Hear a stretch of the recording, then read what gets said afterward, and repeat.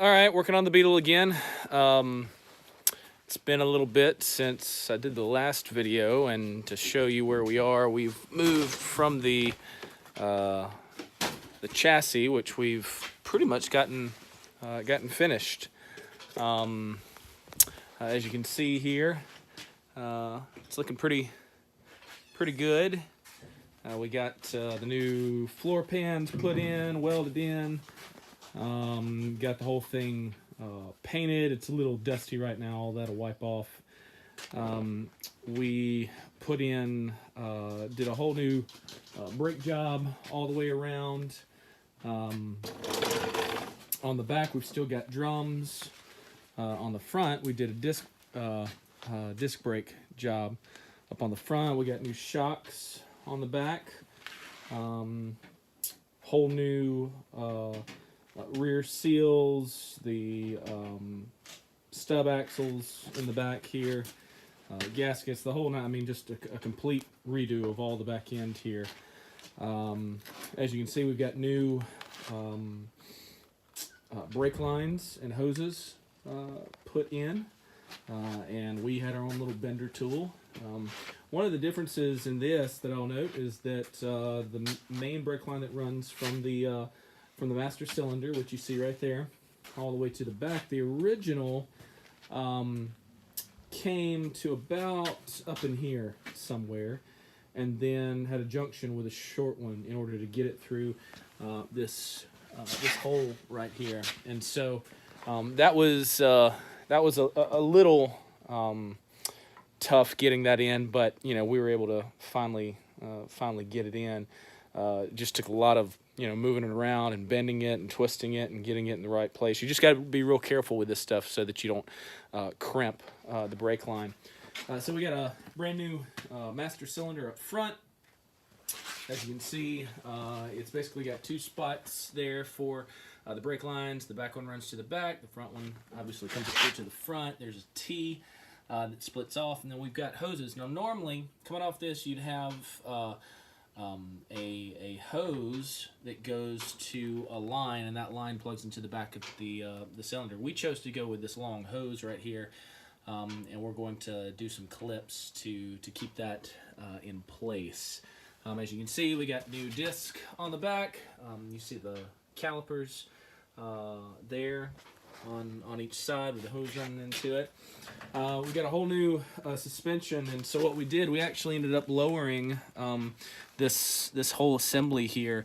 Originally, this was 2.5 inches taller, and so we came in and we cut out the 2.5 inches. We also took this bottom spring plate, ground the weld off on it, which was actually relatively easy. If you happen to have a lathe like that guy over there, it's really easy to get that weld off. If you don't happen to have a lathe, then you're going to have to use some kind of grinder, and that takes a little bit more effort. But we got the new shocks. The shocks that are in here, or the strut inserts, these are the lowered struts. So if you were to go online and buy the kit where you get the adjustable lowered housing, you can get these lowered inserts. And so we went with lowered inserts, but the stock housing, and we just lowered that housing ourselves. New ball joints on the bottom. Same springs, same strut housing here, same spindle guy, steering knuckle up here on the front. We did get new strut mounts right here. As you can see, these are new strut mounts. And this whole contraption here is just to keep it steady and level. If we didn't have that, these guys would fall in on each other, and we don't want that. We got new tie rod ends, as you can see here. We just went to our local beetle guy, into his junkyard, and we found some tie rod arms. The arms that we had were rusted on the inside, and ended up we couldn't get one of the tie rod ends to the left-handed thread. On these tie rods, one end is left-handed, one end is right-handed, so that you can twist that rod in order to adjust kind of your alignment and such.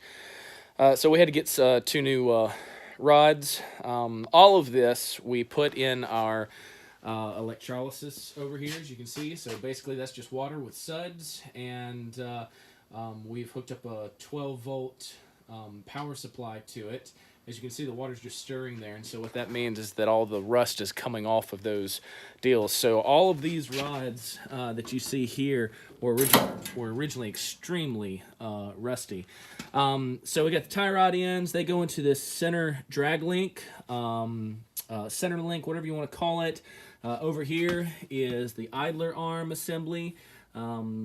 We had an original idler arm. We put in a new bushing, and once we put all that together, it was just extremely stiff when you started putting the nut on it. And so that wasn't going to work, so we went to our Beetle guy, and he just happened to have one of these out in his kind of junkyard area, and it was extremely smooth. There was no rattle or anything in it, so we just grabbed it, put that, cleaned that up with some phosphoric acid, and sprayed it black, as you can see there. And then on this other end right here is where the, and I'm going to fix this right quick, sorry. I need to do that. I'm going to sit you down just for a second there, sorry. I got to make sure that this is holding up. All right, there we go. Don't want that to fall down on that line.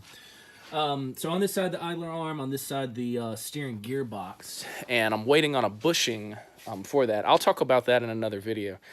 And then the whole front, again, all the front end, you got your control arms down here on either side. We did have to do some metal work up underneath on these guys because they had rusted out. On either side, you can kind of see there's a little lip on this guy. On the back side, that lip had rusted off, and so we had to weld in a new one so that it gives it something so that you can adjust, your alignment, that toe and camber kind of deal.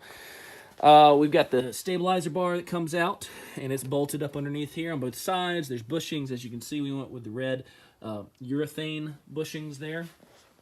And all that seemed to come together pretty well. So that is the chassis. Again, we lowered the front end 2.5 inches. The back we haven't touched yet. We're going to wait until we get the engine and the transmission and everything on that. And then probably wait until, we'll probably do a test of putting the body back on to see how much it weighs down that back end. And if it looks good, then we'll ride with it. And if not, then we'll have to go in and lower that back end, and we'll do a video on that. So anyways, that's the chassis.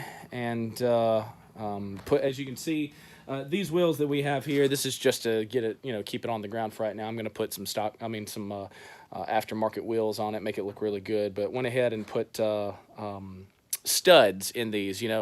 All of these originally came with bolts, and having to put the tire back on using those bolts is just a pain, just trying to get it just right. So instead, we put the studs into the disc and the brake drums. We used Loctite on those to make sure that they're not coming out, and then as you can see, there's some chrome nuts on the outer end there. That makes it a whole lot easier for getting the tires on and off. So anyways, that is the Chassis 72 Super Beetle project.